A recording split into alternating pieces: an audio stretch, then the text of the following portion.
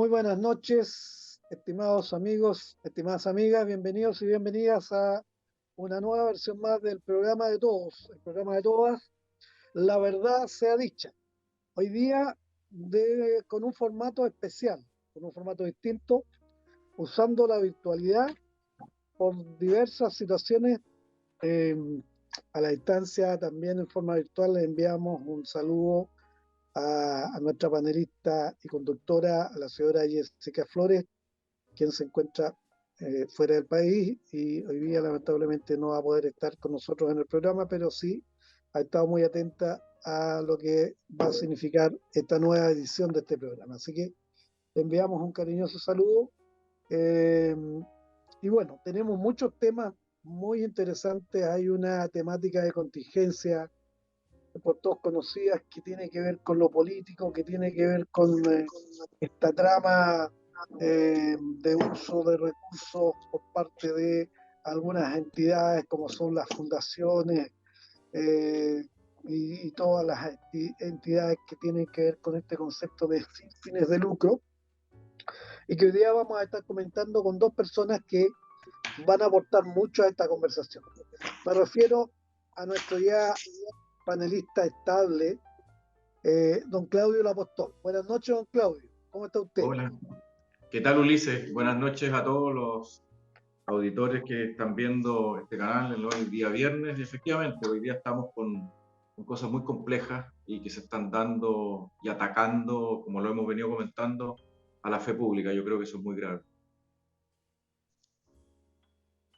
Así es, pues, Claudio. Vamos a ver cómo un poco podemos ir comentando esto para ir generando debate eh, también dentro de nuestra teleaudiencia, nuestros televidentes. Y tenemos una invitada especial, Claudio. De lujo. Ella también es parte de la casa. Ha estado Sí. en muchas versiones de los programas con nosotros. Cuando hay temas relevantes de su expertise, ella siempre está disponible para conversar, para poder entregar su visión, elementos de juicio interesantes. Me refiero a Paz Chatterjee. ¿Cómo estás, Paz? Gusto de saludarte, bienvenida. Muchas gracias, Ulises. Muy buenas noches. Muchas gracias por la invitación. A ti, a Claudio y por supuesto a Jessica, que está fuera del país. A quien le mando un saludo también y por supuesto a todos los que nos están escuchando en este momento. Espero poder aportar una mirada distinta a algunos otros elementos a este debate que está interesante para la política, pero lamentablemente muy triste para Chile, estimado Ulises. Así es. Bueno, No, y saludar a Paz. Quiero saludarla a la Paz, que la verdad que no la podía saludar porque no la había presentado. Así que, hola Paz, un gusto que estés acá. Hola, Claudio. No, primero hay que compartir un panel, me parece, así que qué gusto Sí, más grande. primera vez. Primera. Lo otro ha sido desayuno y cosas políticas de otro tema. Sí. bueno, este es un programa que crea cosas inéditas. Nos intentaron imitar en algunos programas, como cuando se conocían las familias, en fin. Acá ustedes se conocen también. Eh, eh, Así que qué bueno que pueden conocerse dos personas del mundo político-técnico o técnico-político. ¿Ya? Bueno, ¿les suena algo de Fundación Democracia Viva? Sí. Ha sido tema. ¿Qué podrían comentar como para lanzar los fuegos respecto a esto que hoy día está muy candente? Mira, yo podría brevemente hacer una relación de hechos. Vamos primero a los hechos, después ¿Me podemos parece? partir y comenzar con las interpretaciones políticas e incluso penales de este asunto. Pero para que las personas que nos están mirando, digamos, se sitúen un poco, porque quiero hacer una prevención incluso antes de partir. Si las personas que nos están escuchando conocieron o han escuchado durante la semana al tema de democracia viva y está enredado, no se preocupe. ¿Por qué? Porque esto partió como la punta del iceberg y sin embargo ha traído desde hace 3 semanas aproximadamente todos los días titulares completamente distintos. ¿Y por qué? ¿Por qué esa punta del iceberg? Bueno, nos permitió ver lo que había debajo. Y debajo de esta fundación que recibió traspasos directos desde la Seremía de Vivienda en Antofagasta a esta Fundación Democracia Viva, que era una fundación muy cercana a Revolución Democrática, ya que este partido, Revolución Democrática, tenía un militante, y ese militante, que era pareja de la diputada Pérez, era el representante legal de esta fundación. Y esto que partió, estimados televidentes, en Antofagasta, siguió otra región muy cercana a la nuestra, al Maule.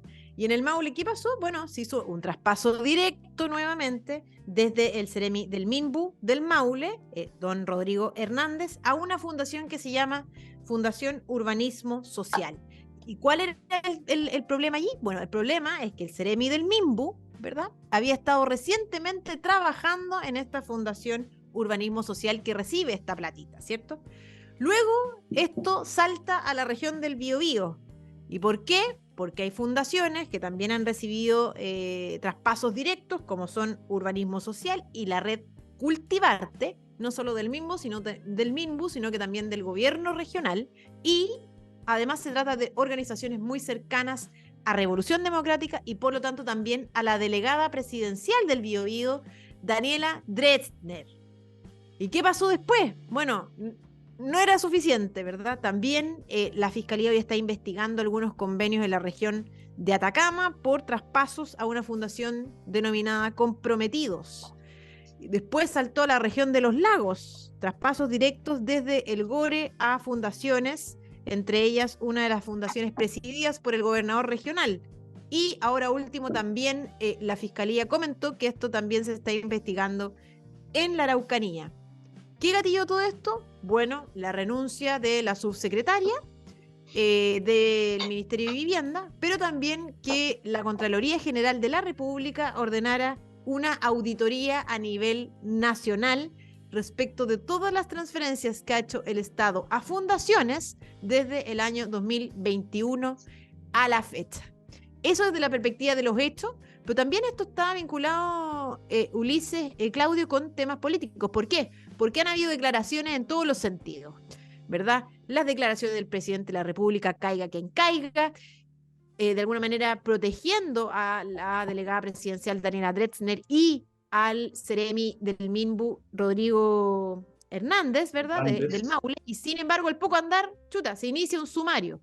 Después, el ministro Montes, ¿verdad?, que no tenía conocimiento, y bueno, y al poco andar, chuta, el ministro Montes también culpó al gobierno anterior, se tuvo que por otra parte, retractar. Es decir, Sí, y después además el senador Latorre, que además es presidente de este partido, Revolución Democrática, partido de gobierno, ¿verdad?, que en un momento dijo que era un error político, después apuntó con el dedo a la diputada Catalina Pérez, después dijo que el ministro Montes sabía, y después finalmente reconoció que él incluso habría recibido denuncias en una visita que habría hecho a la región de Antofagasta, y que le habrían esgrimido algunas ideas en cuanto a este problema que estaba allí entre los funcionarios. Entonces, la verdad es que esto, lo único que me queda claro es que hemos pasado 3 semanas discutiendo acerca de esta materia, que es muy importante, pero lo realmente importante, y ahí le devuelvo la palabra para que podamos hacer las interpretaciones políticas de esto, ¿verdad? El único problema es que, claro, aquí hemos hablado de corrupción, de los traspasos del Minbu, etcétera, etcétera, pero bueno, lo que queda claro es que el Minbu no se ha dedicado claramente a solucionar el problema habitacional que tenemos en Chile, de más de 71.000 hogares, viviendas pendientes en Chile y más de 1.000 campamentos. Porque claramente parece que el Minbu se está dedicando a otras cosas, estimado Ulises.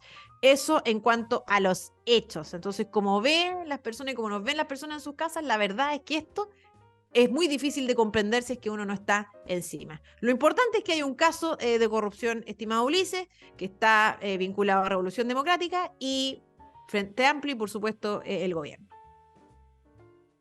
Me parece muy interesante esta mirada de relatos de los hechos, digamos, que han venido marcando la pauta respecto de esta situación, en que sigue apareciendo a la fecha información, ¿ya? O sea, cada día se van sumando más elementos y van apareciendo más involucrados respecto de situaciones de falta a la probidad, a lo menos falta a la probidad, ¿ya? Que no sé en qué esto va a desencadenar. Claudio, ¿cuál es tu visión de esta situación? Mira, yo agradezco el resumen y la bajada que hizo de hecho nuestra futura diputada, porque ella no quiere ser diputada, pero va a ser. Mira, yo creo que lo que va a pasar acá, ¿Qué está haciendo estimado, campaña política, don Claudio? no, pero por supuesto, tenemos que tener gente joven, inteligente en los puestos que corresponden. El, el, eh, lo que va a ocurrir ahora, y es mi apreciación, lo que yo estoy viendo, Revolución Democrática va a ser el chivo expiatorio de todo esto. Yo creo que aquí están todos los partidos del Frente Amplio en amplio conocimiento de lo que está ocurriendo. Aquí es imposible plantear de que esto nadie lo sabía. Esto lo sabía desde el presidente hacia abajo, siempre fue así. Lo que ocurre es que a Revolución Democrática lo van a encapsular y le van a hacer que pague todo esto y ellos sean los que van a llevarse el peso de esto que está ocurriendo hoy.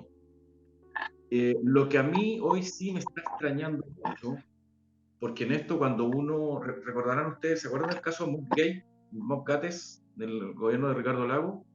Cuando pasó eso, inmediatamente los ministros fueron retirados de sus cargos, fueron sacados, porque esto es un tema político de fe pública.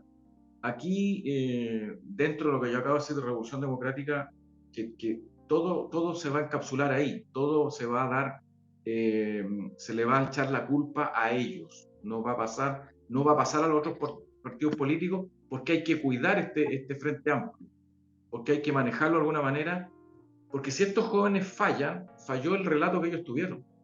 Falló el relato que ellos tuvieron. Si ellos dejan el gobierno, va a irse al piso todo lo que ellos fueron diciendo, la altura moral, bueno, que ya la perdieron, etcétera. Entonces, van a echarle la culpa solamente a este partido político. El resto no va a tener una culpa de parte de ellos mismos. Eso es una cosa.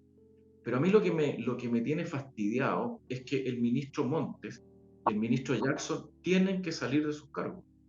Aquí la gente, a través de redes sociales y a través de su opinión, tienen que entender que esos dos ministros tienen que salir de los cargos. Están en unos ministerios demasiado importantes para ver y para entender lo que está ocurriendo.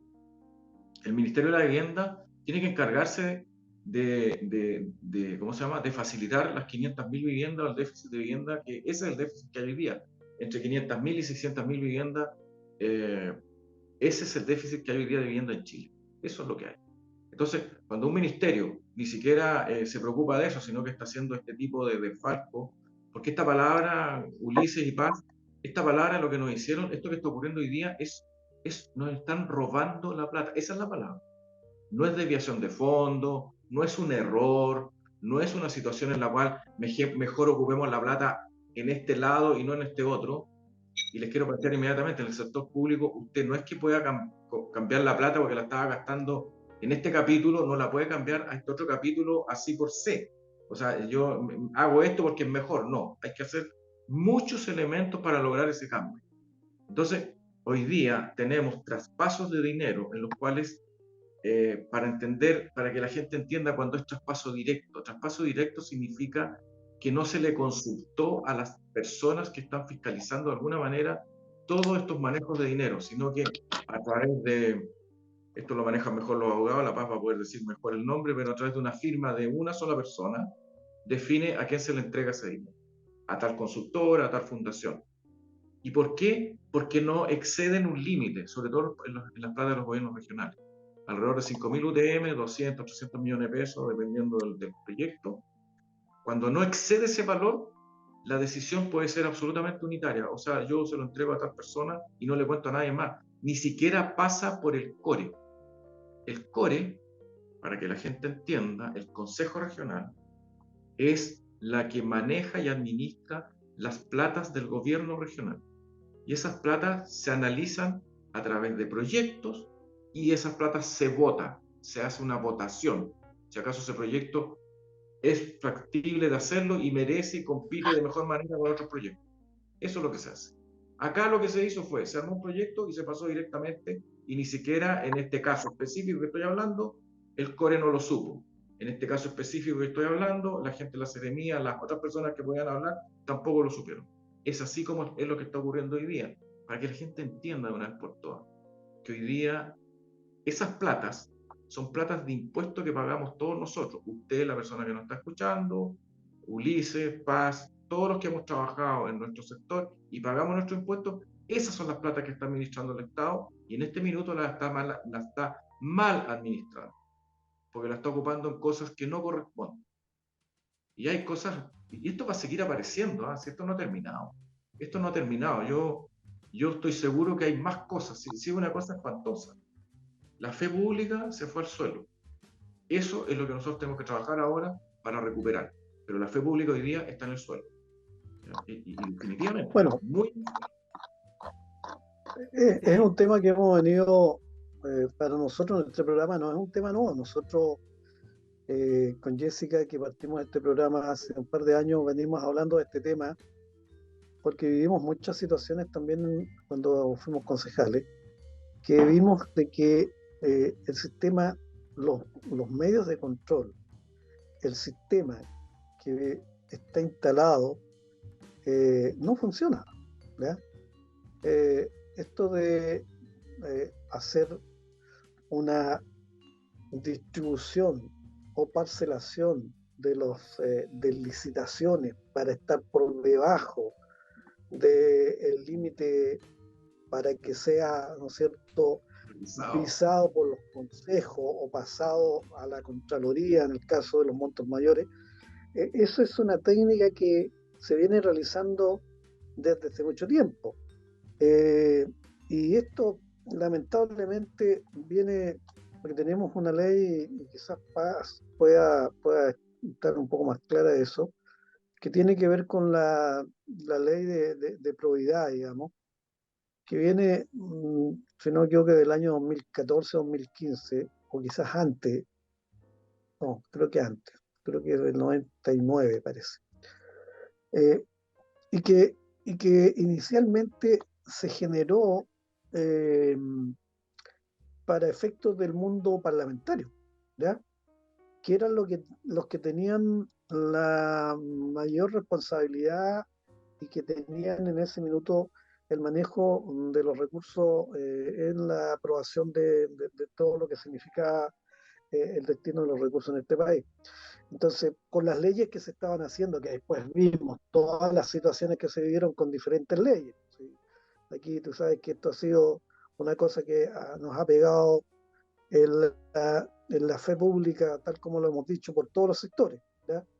Lamentablemente, aquí desde el MOPGATE, del tema de la ley de pesca, en fin, eh, tantas otras situaciones que hemos vivido y en que el patrón común ha sido la corrupción, ¿ya? El corromper el sistema. ¿Cómo se corrompe el sistema? ¿Cómo se compra la voluntad de aquel que tiene que tomar la decisión, ¿ya? Por lo tanto, si uno va un poco a entender qué es lo que qué es lo que qué es lo que es la probidad, voy a leer aquí porque lo estaba buscando precisamente. Dice: el principio de probidad de la función pública consiste en observar una conducta funcionaria intachable, intachable, y un desempeño honesto y leal de la función o cargo con preeminencia del interés general. Fíjate que lo importante de esto, y fíjense, estimado televidente, con preeminencia, es decir, con primera prioridad, con lo más relevante, la mayor importancia tiene del interés general sobre el particular, ¿ya? Y aquí lo que estamos viendo es al revés. Aquí lo que estamos viendo hoy día, en este caso en particular, no sé cuántos casos, qué otras cosas nos podemos encontrar. Si aquí la Contraloría está empezando a revisar desde el año 2021, entiendo. Pero si se empezara a revisar un poco más atrás, no sé con qué más nos vamos a encontrar. Aquí lo que se ha manejado como prioridad es al revés. La preeminencia ha sido lo particular sobre lo general, de acuerdo a toda la información y evidencias que hoy día tenemos como de público conocimiento. Entonces, volvemos a este viejo tema. El tema de la probidad, el tema de la calidad de la gestión tiene que ver con las personas. ¿Cierto? Yo siempre decía, lo he dicho en otros programas, los antiguos políticos también decían, a mí no me dé nada, pero póngame donde haya. ¿Eh? Así es. Un poco para simbolizar de que este bichito, que es una debilidad del ser humano, siempre va a estar presente.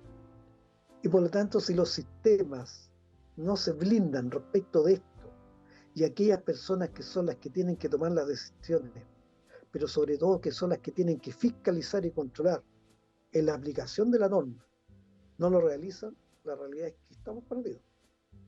Y lo que hoy día uno ve a nivel social, no solamente en este tema, por cuestión de ver todo lo que pasa a nivel social, de la justicia, en fin, es que estamos en un sistema que todo es posible, digamos.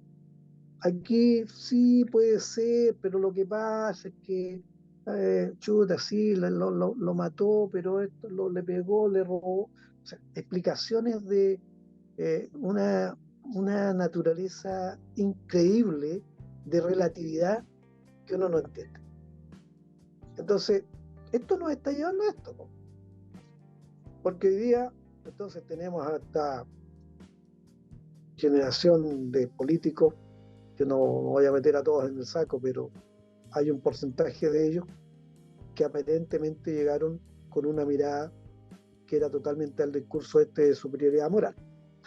Paz, no sé qué opinas tú respecto a esto. Sí, mire, fíjese que quiero agregar algo porque Claudio señalaba, decía, aquí tiene que haber un responsable y en este caso es el ministro Montes, el ministro Jackson, porque son los responsables políticos, más allá de las responsabilidades penales, ¿verdad? La responsabilidad política por un lado, la responsabilidad penal por otra.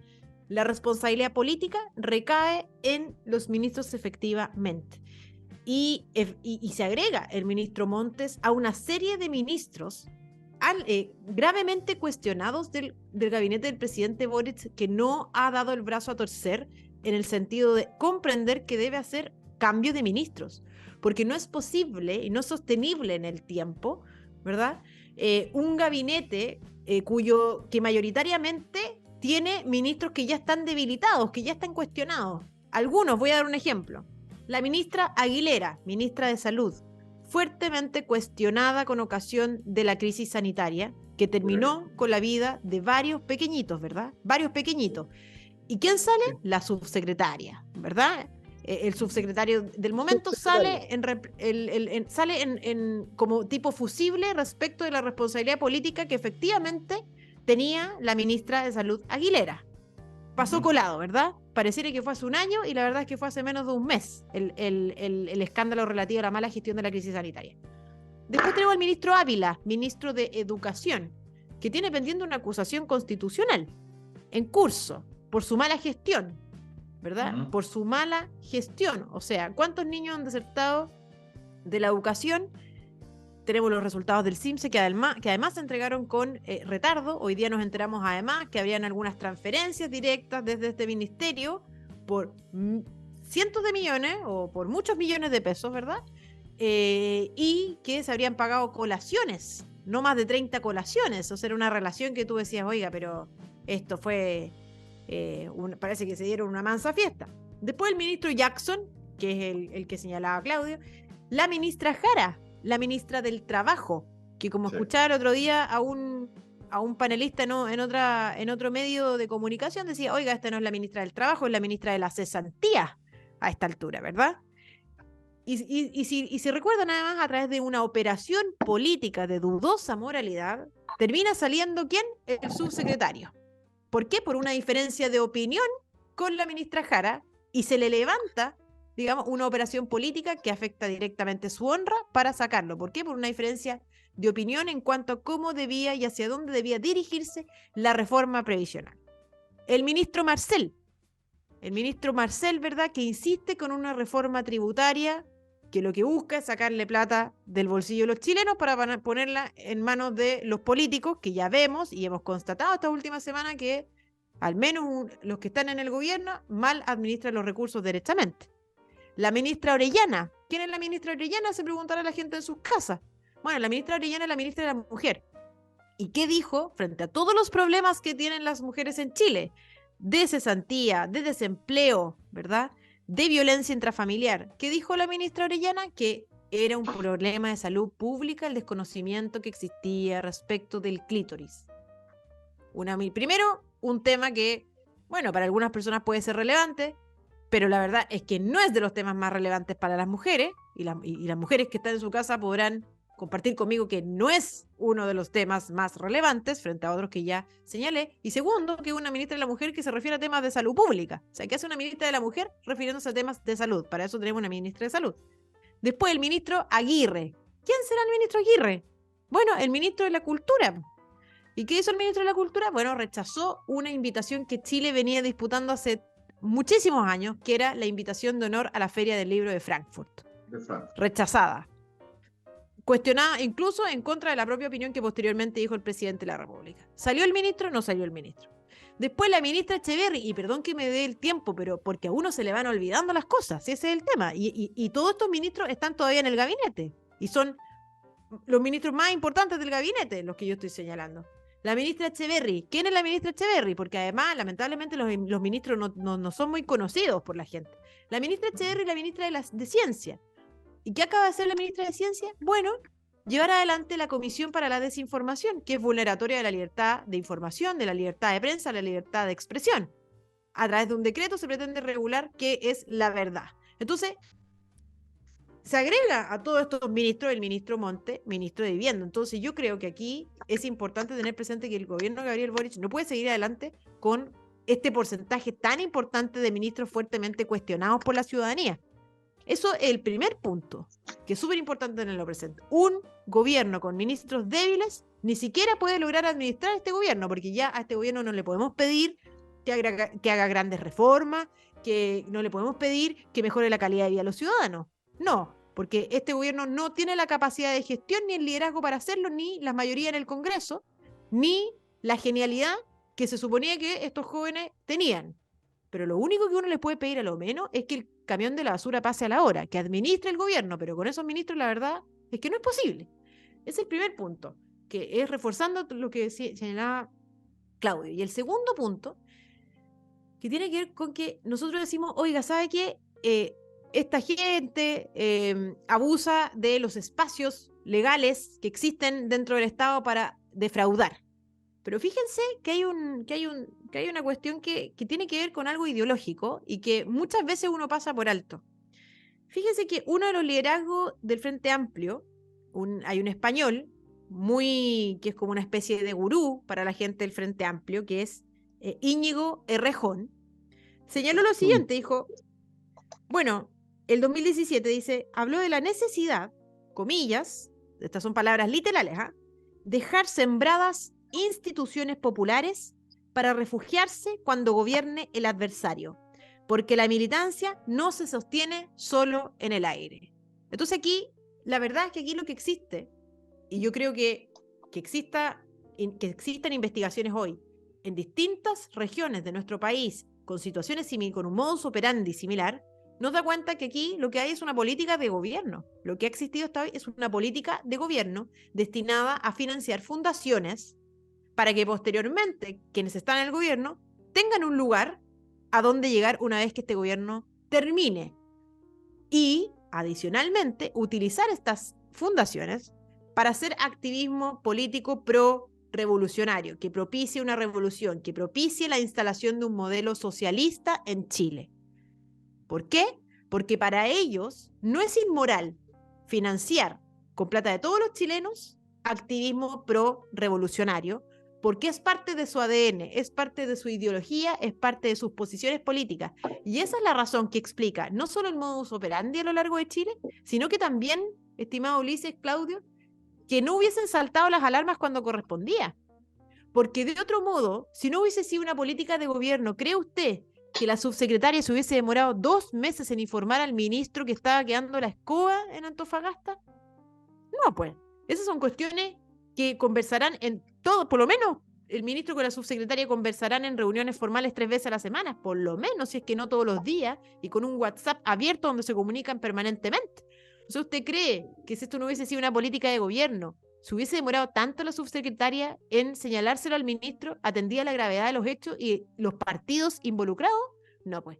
Entonces aquí lo que hay es una política que gobierna que no solamente responde a fines ideológicos, sino que también de sobrevivencia de los partidos que integran el gobierno con posterioridad a este gobierno, que difícilmente va a ser reelecto. Entonces eso es una dimensión, lo que quiero agregar aquí es que es una dimensión complementaria a la corrupción, porque la corrupción hay que combatirla permanentemente, hay que tener mecanismos y el Estado se debe modernizar, qué duda cabe.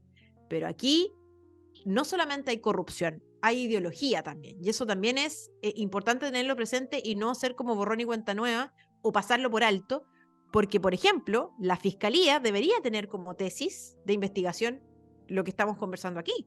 No puede descartarlo lisa y llanamente. Acá hay algo ideológico que forma parte del ADN de los partidos del oficialismo, estimado Ulises. Así es. Sí, bueno, es parte de lo que pasa en la política, lamentablemente. No hay un sistema político puro. Es decir, aquí la inocencia, la presunción de inocencia pareciera que no corre para estos casos, ¿eh? No, para Detrás nada. de cada acción hay una intención, lamentablemente. Uno tiene que No, ver. esta es la manera como, así es como trabaja la izquierda ideologizada a nivel mundial.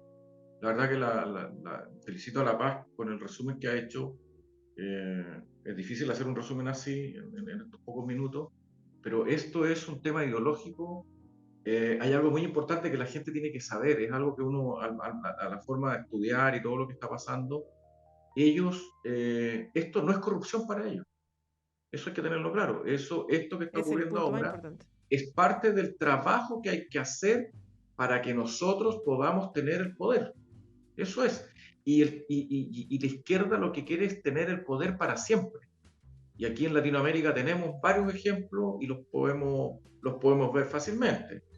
Países como Cuba, Venezuela, Ecuador se salvó un poco, pero esta Bolivia sigue con su tema, pero esto es un tema recurrente. Esta figura de la izquierda en cuanto al manejo de tener financiado distintas cosas, si uno lee a los pensadores de ellos, esto es algo que es parte de su programa de trabajo. No es una situación en la cual hagámoslo a escondida, qué sé yo. Aquí yo diría que casi dentro de entre comillas lo voy a decir, dentro de la inocencia con que ellos manejan esto, porque para ellos esto es algo que es tan natural como ir a comprar el pan para la casa que uno trae, es así de natural. Esto de tener financiado lo que se nos va a venir y de sacar plata para hacer la revolución, esto es algo que está hoy latente y se va a seguir manejando de esta manera. Por lo tanto, yo les quiero decir a los señores televidentes, por favor empiecen a creer las cosas que se está diciendo, las que estamos hablando en varios paneles, este es uno. Este es el camino que ellos van a manejar para mantener el poder, o ustedes creen que el tema de la escritura de la Constitución, en la cual se rechazó en forma abrumadora, o sea, si eso se hubiese aprobado, créanme que estamos conversando otras cosas. Yo no sé si podemos estar conversando, porque ya la situación de poderes ya estaría en manos absolutas de una izquierda, que no dejaría entrar. Y algo nombró Paz, que obviamente está mucho más informada que yo, pero con una cuestión que tiene que empezar a preocuparnos, es el tema de castigar la desinformación. O sea, aquí es un claro punto hacia la libertad de expresión. ¿Quién define qué es lo que es la desinformación? O sea, ¿quién tiene el derecho de decir que lo que yo estoy diciendo está mal? O que lo que usted dice yo lo tengo que anular y usted no lo diga, no lo hable. Los principales principios de la vida en general en los países y de la vida del ser humano, el primer principio es la vida. Por eso yo soy antiabortista. El primer principio es la vida. Y después, a mi juicio, viene la libertad. Si yo no tengo libertad, yo no sé cómo se puede seguir viviendo. Entonces, cuando a mí me empiezan a restringir lo que tengo que decir, cómo lo tengo que decir, y bueno, y después para qué, en temas de economía ni hablar, porque se vienen un montón de cosas que podemos estar discutiendo en otro programa, es lo que pasa. El tema de la educación. La educación, a mí el Estado no tiene por qué decirme a mí dónde tengo que dejar, en qué colegio tengo que dejar a mis hijos. Porque yo puedo tener una opción religiosa, una opción agnóstica, una opción técnica, muchas opciones. ¿Por qué tengo que llevarlo al lugar donde define el Estado? El Estado es el peor administrador del mundo. El Estado es lo peor que hay para administrar. El Estado administra poquitas cosas. El Estado hay que achicarlo. Más o menos, yo no sé si ustedes saben cuántos funcionarios públicos hay en Chile, pero son bastantes. Yo creo que hay funcionarios públicos que lo hacen muy bien, pero hoy día claramente hay personas que no están haciendo una función pública. Están haciendo una operación política, lo hemos comentado acá, estimado Ulises, y un poco te doy un dato, te doy dos datos, para que los tengas ahí, quizás los has escuchado, pero volvamos a repetirlo al televidente para que lo tengan claro. 95.000 nuevos empleados públicos significan para Chile, escuchen bien, 2.100 millones de dólares al año. Eso es lo que le cuesta a Chile, 95.000 empleados públicos nuevos, a 1,5 millones de pesos mensuales. ¿Qué es una renta normal dentro del sector público? No es una renta muy alta, ni mucho menos. Es una renta, yo diría, promedio en el sector público, ¿no? Así que no es una cifra tan alta, 2.100 millones de dólares. Ese es un punto. Y 95.000 personas contratadas significa un punto de cesantía. Ese es otro gran dato. Por lo tanto, si a mí me dicen que hoy día la cesantía está en 8,5, la verdad es que la cesantía está casi bordeando el 10. Nosotros ya estamos casi a las dos cifras, a los dos dígitos. Situación que empieza a ser compleja. Y aparte a eso, agrégale usted de que tenemos gente que está trabajando por cuenta propia, esto que se llama que los que estamos en las veredas, qué sé yo, eso representa alrededor del 25 al 29% de la fuerza de trabajo, que eran números que no existían antes. Eso es lo que está hoy día como tema de trabajo. Por eso a la ministra Jara se le dice la ministra de la cesantía, no la ministra del trabajo, que lo anticipó Paz de Nasti cuando estaba en su comentario. ¿Ya? Oye, Así que, pero a mi juicio, perdón, solo para redondear, yo creo que se tienen que ir de este gobierno. Ya, en este minuto, Montes y Jackson. Esos dos tienen que irse. El resto, ok, podemos, pero esos dos tienen que irse. No resiste más. No resiste más. Mira, lo grave de esto, que las versiones cada vez son más contrapuestas, y eso deja un manto de duda que hoy día involucra al presidente, ¿ya? ¿Cuánto tiempo efectivamente él recibió la información? ¿Qué es lo que había hecho? Y eso a mí me preocupa, porque esto está socavando la institucionalidad más pura de la nación, ¿ya? Y eso es preocupante. Yo espero que esto se pueda aclarar por el bien del país. Aquí la institucionalidad hay que cuidarla. La institución pública tiene que funcionar.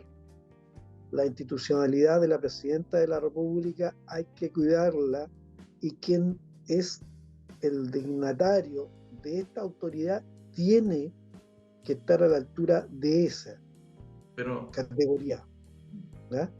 Entonces, estas cosas que yo espero que no lo involucren finalmente al presidente en hechos que tengamos que lamentar, porque ahí se nos cae todo el sistema, ¿ya? Y creo que hoy día, sin duda, y esto no tiene que ver hoy día con un tema de dar en el gusto a la oposición o a la opinión pública o a las encuestas, tiene que ver con un tema de ir sanando el proceso. Porque aquí, sin duda, que falla las instituciones. ¿Cuál es la función de la DIPRES, de la Dirección de Presupuesto? ¿Ya?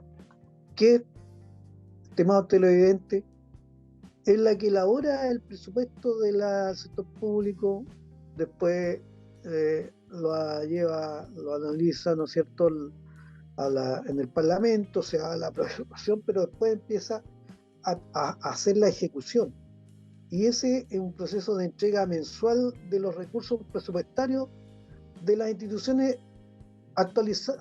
se va actualizando el presupuesto inicial mediante los decretos de modificación presupuestaria, en fin, se va aumentando la plata en el fondo, se va generando recursos, pero para eso tiene que haber una evaluación. Y nadie podría recibir plata al ejercicio siguiente si no ha rendido, ¿ya? Y resulta que aquí nos encontramos con que hay entidades que están recibiendo recursos sin haber rendido con anterioridad lo que ya se les había asignado. O sea, no se está cumpliendo la ley. Entonces, es preocupante, porque la Dirección de Presupuesto es una entidad respetada. Durante todos los gobiernos anteriores, la Dirección de Presupuesto hacía un control absoluto de los recursos, y hoy día está siendo cuestionada también. Entonces, la realidad es que esta es una crisis que preocupa, porque alguien puede decir, oye, bueno, ¿por qué tanto color si toda la vida se ha robado? Y claro, puede ser, si eso es verdad, si los robos han existido en el mundo privado, en el mundo público. ¿Ah? Hay que olvidarse que aquí han habido acusaciones de ex presidentes de la República que han sido acusados de estafa, de robo, en fin, y que fueron electos presidentes. Eso ha sido parte de la historia de este país, ¿ya? Y que han ido, de alguna manera, abriendo una brecha en el sistema. Porque finalmente quienes se hacen cómplices por el afán de poder, de empezar a generar brechas, en estas situaciones entonces empiezan a generar estas problemáticas que después todo se va justificando y se va jugando al empate. ¿Y qué es lo que ha pasado con los partidos políticos? Han llegado a acuerdos para ir tapando cosas. Entonces, un sector le tapa al otro y el otro le tapa al otro, y finalmente se va tapando todo. Y esa es la impresión que hoy día la gente dice, oye, si aquí esto no va a llegar a nada. ¿Ah? Esto no va a llegar a nada. ¿Qué la Contraloría va a realizar? Esto no va a llegar a nada. O sea, la fe pública está en entredicho. Y se le han agregado otros elementos. Si está de abogado, director jurídico de la Contraloría, el hermano del presidente de la Cámara de Diputados, Mirosevic. O sea, se empiezan a cruzar elementos que ponen en duda todo un sistema. Bueno, hoy día está en duda todo. Ese es el problema. Es que ese es el problema. No sé, Paz, ¿cuál es tu impresión de todo esto? Mire, hay una cosa que yo creo que afecta también. Esto, miren, fíjense que esto, lo que acaba de suceder, este caso de corrupción, mancha a la política completa. Porque, seamos claros y honestos, las personas que nos están mirando, tal vez en sus casas, o que están trabajando en la mayor parte del tiempo en cuestiones que no tienen nada que ver con la política, no ven el mundo entre izquierdas y derechas, ¿verdad? Sino que ven el mundo o ven a la política y se ven a sí mismos como los políticos y la ciudadanía. Entonces aquí la verdad es que es súper complicado en un contexto como en el que nos encontramos, en donde las personas no creen en la política, en donde las personas mayoritariamente no creen en los políticos, no creen en la institucionalidad, no creen en la justicia. Estos casos de corrupción que lisa y llanamente vienen a confirmar todos esos juicios que las personas ya tienen respecto de la política, los políticos, la institucionalidad y el Estado en general, ¿verdad? Entonces es muy grave porque acentúa esta crisis muchísimo más. Eso es el primer punto. Y segundo, en esta dialéctica, si se quiere incluso, o división entre la ciudadanía y los políticos, hay una cuestión que a mí me preocupa muchísimo, y es que nos hemos pasado los últimos 4 años deliberando acerca de cosas que tienen vinculación directa con la política y no con las reales demandas ciudadanas. Y en el último tiempo ya esta cuestión ha sido muy compleja. O sea, ya ha llegado a niveles que realmente ya son intolerables. ¿Por qué? Porque por una parte estamos con el proceso constituyente en curso como uno de los temas más relevantes para la política, pero no para la ciudadanía. Es decir, uno le pregunta a las personas si les importa el proceso constituyente que se está llevando a cabo y mayoritariamente las personas le van a decir, ¿sabe qué? No me interesa. O, ¿sabe qué? Yo voté rechazo el 4 de septiembre. ¿Por qué andan bailando cueca todavía, digamos? O sea, paren la tontera. Entonces, una cosa es el proceso constituyente, que derechamente seamos también honestos. Es un tema que esencialmente le importa a la política. ¿Por qué?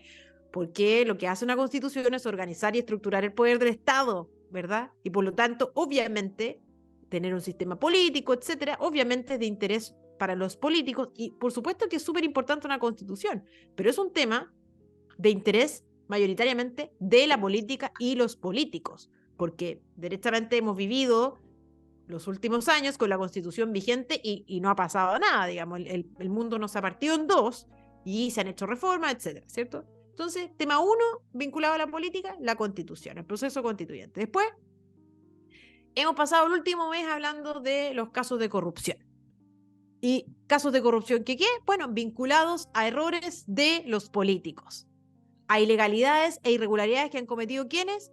Algunos políticos, ¿verdad? Para no meter a todos dentro del mismo saco, porque son políticos de la izquierda y de la izquierda que está en el gobierno, para que las personas también sepan que no son todos. Entonces, segundo tema que nos ha colmado la agenda, vinculado a la política. Otro tema más, que también le importa a la política, la reforma tributaria, que también seamos honestos, no es una reforma tributaria, sino que es una alza impositiva, ¿verdad? Bueno, ¿en qué consiste? Bueno, quitarle la plata a los chilenos de su bolsillo, ¿para qué? Para pasársela a los políticos. Otra cosa que a los políticos, que al Estado, ¿verdad? Le interesa. Entonces, la verdad es que todos estos temas, yo creo que en algún momento que la política y los políticos, y en esto se continúen mirando el ombligo, o quienes están en el gobierno, más bien limitándolo, ¿verdad? A quienes están hoy en el gobierno, si continúan mirándose el ombligo, bueno, va a llegar un punto en que realmente ya la ciudadanía va a estar hasta acá. Porque aquí lo que debería hacer el gobierno no es hablar las 24 horas de cosas que le importan a los políticos, sino que hablar de las cuestiones que realmente le interesan a la ciudadanía y que explican que los políticos existan, que es cómo avanzar y mejorar la calidad de vida de los chilenos. Pero aquí no hemos visto ninguna mejora en la calidad de vida de los chilenos, sino que todo lo contrario, Ulises. O sea, Chile desde hace 4 años que está cada vez peor. No hay mejora en nada, en absolutamente nada. No hay mejora en educación, no hay mejora en salud, no hay mejora en seguridad, ¿verdad? No hay mejora en índices relativos a migración o inmigración, ¿verdad? O sea, la verdad es que no hay mejora en las pensiones. O sea, hay una cantidad de temáticas en que no se ha avanzado nada, sino que se ha retrocedido. Han aumentado los índices de cesantía, han empeorado las remuneraciones. O sea, los precios. Fíjense que yo siempre hago mucho trabajo en terreno y nosotros tenemos una fundación que, ojo, solo recibe financiamiento privado, de personas de privados. Jamás hemos recibido financiamiento público. Pero nosotros... Sí, hoy en día... y no cuestiona a las fundaciones que... ¿Qué quieres que te diga? Sí. No, y hay fundaciones que reciben fondos públicos que hacen un muy buen trabajo, tampoco hay que meter todas en el mismo saco, ¿cierto? Sí, eso hay que dejarlo claro. Sí, Súper, hay muchas fundaciones que lo han hecho muy bien. Sí. Y bueno, y me decía un amigo feriante con el que estábamos conversando, me decía, mira, nosotros ya, cuando, feriante, él va a comprar a los fondos, las distribuidoras de frutas y verduras, ¿cierto? Y las vende en las ferias libres. Y me decía, miren, nosotros hace muchos años que ya no compramos de a cajas, porque la unidad de medida cambió, ahora compramos de kilos. Y antes la unidad de medida era la caja que tenía, qué sé yo, 15 kilos. Hoy día, como la cosa está tan mala, nosotros cambiamos la unidad de medida. Hoy día nosotros compramos en kilos, no en cajas, que antes esas cajas son de 15 kilos. Eso te demuestra, y bueno, ¿y para qué hablar? O sea, la feria, las personas lo saben, está muy cara la feria. La comida está muy cara. Y no es que los feriantes estén haciendo millonarios, no. Hay márgenes muy chiquititos que están ganando. Entonces, la verdad es que eso es algo que a mí me preocupa. Me preocupa, y no porque no piense que abordar los temas de corrupción sea importante, sin duda lo es. O sea, sin duda es gravísimo. Pero ¿y dónde están los políticos hablando de lo verdaderamente relevante que es mejorar la calidad de vida de los chilenos? A mí eso es lo que más me acongoja y lo que yo no veo que vaya a pasar próximamente. Que es también lo que frustra un poco, y como lo comentábamos, Claudio, antes de entrar al programa, o sea, este sentimiento generalizado de desesperanza, de no terminar este mal periodo, ¿verdad? eso también es muy negativo para la sociedad en general, para la familia, para la felicidad de las personas. Yo sé que son conceptos que habitualmente uno utiliza porque uno es más bien duro, qué sé yo, más objetivo, lógico, pero chuta que es relevante tener esperanza, expectativas de que las cosas van a mejorar. Y no es así. Y eso efectivamente afecta a, por ejemplo, una persona que está buscando trabajo y no hay ninguna expectativa. ¿Usted cree que esa persona que está en su casa sin tener trabajo, sin aspiraciones de tener trabajo, no ve afectada, por ejemplo, su salud mental? Por supuesto que sí. Entonces, esto es un círculo bastante grave y del que estamos obligados a pararnos, porque tampoco quiero terminar ya faltando un poquito para que terminar abajo, no, vamos a salir adelante, pero también tenemos que ser activos para lograr ese objetivo, hacer cosas, exigirle a nuestras autoridades, ¿cierto? Informarnos, exigir nuestros derechos, exigir que se cumpla la ley y bueno, y exigirle a este gobierno y a sus autoridades, estimado Ulises. Bueno, exigir, pero también cumplir, porque este es un país que hay mucha Sí, exigencia, pero los deberes pareciera que no existen. Yo soy de la idea y mi filosofía de vida es deber y exigencia de derecho, ¿ya? De lo Fíjate que contrario, quería, el sistema no funciona, para un solo lado no funciona. Fíjate que ayer estando en una multitienda me encuentro con el señor Gallardo, que lo tengo anotado acá, que se acerca a mí y me dice, usted es del programa, que sé yo, empezamos a conversar. Estaba muy molesto, me dijo, mire, aquí es donde uno empieza a guardar rabia, porque viene a esta multitienda y no hay nadie que nos atienda. Uno tiene que atenderse solo. Ahí hay una serie de computadores y yo tengo que entrar y yo no me manejo en el tema computacional, había una sola niña, tuve que esperar no sé cuánto tiempo, un par de horas con una tremenda... O sea, a propósito de estas cosas que estamos hablando de la calidad de vida, eh, yo creo que aquí es un deber de todo el mundo de hacer lo que tiene que hacer. Porque estamos con un tema de costos que, claro, cada uno mira su beneficio, pero esto pasa por sobre lo que estábamos diciendo anteriormente que tiene que ver con el beneficio general, ¿ya? general, Las personas no tienen por qué o no tenemos por qué estar pagando los costos de las grandes multitiendas porque ellos quieren ahorrar para obtener mayor utilidad a través de esa gestión, ¿ya? Es decir, sí, mi tiempo y el tiempo de cualquiera de las personas, de los televidentes que nos están mirando, vale tanto como el tiempo del gerente de la empresa, ¿va? Cada uno en su medio. Entonces, yo creo que también ahí, si queremos construir un país mejor, tratemos de hacer estas cosas bien, porque eso es lo que generó este famoso extremismo que arrastró a mucha gente de forma inocente a la tontería famosa del estallido social que terminó haciendo peor este país, ¿ya? Porque se va alimentando esta rabia de cosas tan simples que se pueden solucionar. Entonces, yo hago también un llamado a que si queremos construir país, por favor, construyamos el país entre todos, ¿ya? Porque aquí estamos hablando del Estado, estamos hablando del tema público, pero hay un alto componente que es privado y que también tiene un aporte muy importante en la calidad de vida de las personas. Porque fíjate que las personas no van a la tienda pública a comprar todo. no, Van a un no, sí, sí, supermercado que es sí, privado, van a una multitienda que es privada, en fin, van a los locales donde sea que es de carácter privado, me parece fantástico, que así sea. fíjate que, Entonces, a propósito de esto, porque de verdad creo que eh, ese es un tema, fíjate, ese es un tema que tenemos que irlo mejorando.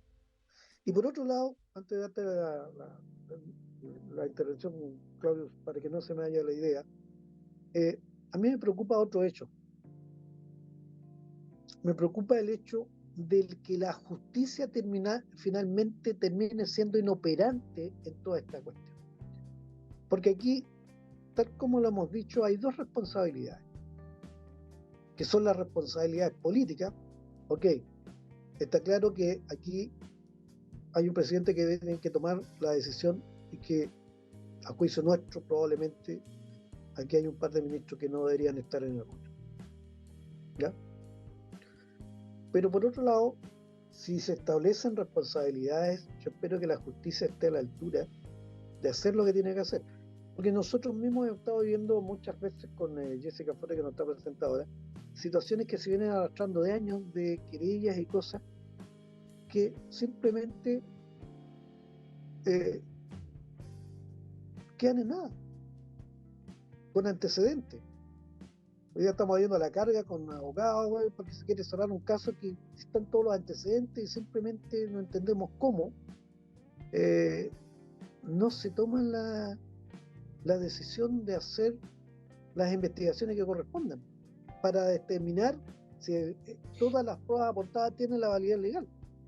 Entonces, ese es un tema que a mí me preocupa, porque en la política puede pasar de todo en el gobierno que sea, y eso va a pasar, pero hay controles que no pueden fallar. La Contraloría no puede fallar. No debería. Porque es el ente fiscalizador por esencia de la administración del Estado. La justicia, como un poder autónomo, el poder judicial no puede fallar, porque es la entidad que te determina la fe, o te ratifica la fe pública que tanto hemos hablado en el sistema. Sí. Aquí se está poniendo a prueba todo el sistema, claro. Ulises, antes que termine, porque ya estamos casi al corte, quería solo plantear y agregar algo que planteó La Paz. Fíjate que también falta el tema de la economía, y estabas hablando tú de un tema de inversiones. Fíjate, Marcel plantea textual: la reforma tributaria está comprometida a no tocar la inversión extranjera, a los inversionistas extranjeros. ¿Y qué pasa con los inversionistas locales? A nosotros sí nos van a tocar. Entonces, este tema de la desesperanza es brutal. Es brutal, o sea, no tocan a los que vienen de afuera, pero nosotros que no hemos sacado, hemos vivido toda nuestra vida acá, así, a nosotros sí nos van a tocar. Entonces, los mensajes que se están dando hoy día son muy complejos. La verdad que yo estoy fastidiado, mucha gente está muy fastidiada con todo lo que está pasando. Quiero tener esperanza en esto, porque esto se tiene que arreglar. Y por último, decir que el presidente sabía todas estas cosas que están ocurriendo. Esto es algo que es imposible que no lo sepa. Esto me recuerda mucho el caso Watergate. Para los más jóvenes acá, hay que irse al año 74, el presidente Richard Nixon lo acusan de un tema y Richard Nixon tuvo que renunciar.